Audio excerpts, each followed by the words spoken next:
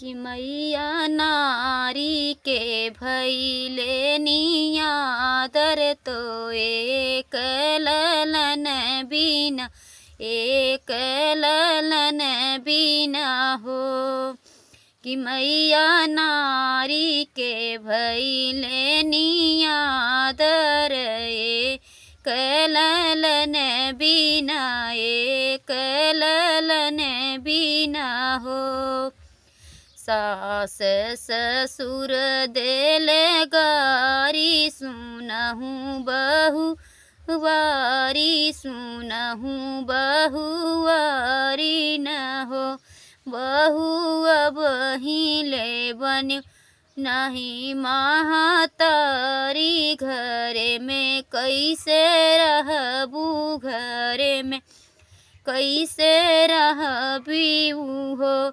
बहुहर अब हिले बन्यो नहीं महतारी घरे में कैसे रहबीऊ घरे में कैसे रहबीऊ हो। कि मैया जे मोरे मांगी भरले सेनुरत भई ले कसैया सुनहु छठी मैया सुनहु छठी मैया न हो। मैया जही मांगी भरले सेनुरावा तो भैले कसैया सुनहु छठी मैया सुनहु छठी मैया न हो। काढ़ी के घूघूट बने पगली तो दिन कब लवटे तो दिन कब लवटे नी हो। मैया सुनी ले तू हमर अरजियत खुशी दिन अवते तो खुशी दिन अवते हो। मैया सुनी ले तू हमर अरजिया तो खुशी दिन अवते नी हो। जैसन चहली त ओइसन सजन मिले ओइसन सजन मिले हो। मैया सुंदर सास ससुर और खानदान मिले और खानदान मिले हो। मैया मोर काहे भैले नियादर तो ये कललन बिना ये कललन बिना हो। मैया पियावा भैले नीर मोहिया तो ये कललन बिना ये कललन बिना हो। मैया काहे बिना नारी के नियादर तो ये कललन बिना ये कललन बिना हो।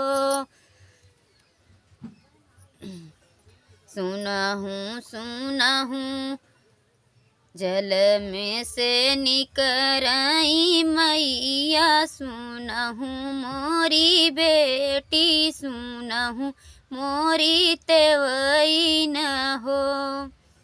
तेवई ब्रह्मा के लिखली रचयिता तो नारी से वंश बढ़ई नारी से वंश बढ़ई हो।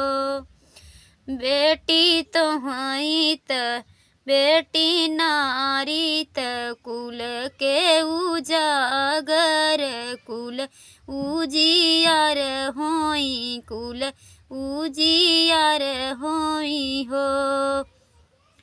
मैया बेटी रोई रोई करली पुकार सुनहु अदित गोसैया सुनहु छठी मैया न हो। मैया हमरो कलंक मिटामौ त ललन सुख पावऊँ, ललन सुख पावऊँ हो। मैया हमरो कलंक मिटावऊँ, ललन सुख पावऊँ हो। तो बोलो छठ मैया की जय हो। आप लोग सुने और कमेंट में ज़रूर बताएं। मैं सुमन निषाद, हमारा चैनल सिंगर सुमन निषाद आप लोग सब्सक्राइब करें और वीडियो को लाइक करें। और बहुत ही सुंदर सुंदर गीत जाएगा छठ मैया का, आप लोग सुनिए और कमेंट में ज़रूर बताइए। उसी माध्यम से मैं आप सबके बीच बहुत ही सुंदर सुंदर गीत गाने के लिए और जाने के लिए प्रयास करूँगी। आप सबका प्यार दुलार चाहिए। मैं सुमन निषाद, मेरा सपोर्ट करें आप सब। जय हो छठ मैया की जय हो।